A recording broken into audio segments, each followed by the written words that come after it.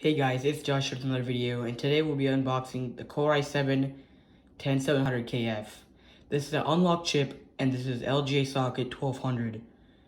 This CPU has 8 cores and 16 threads, and since it's a F SKU as well, it will require discrete graphics. Now going to the side of the box, in the back of the box, we can see the actual CPU, and it shows the contents in all sorts of languages. And yeah, without further ado, let's open the box. So once we open the box, we understand that there's no cooler at all, but usually case SKUs require a more powerful cooler since this is 125 TDP. So let's open it up.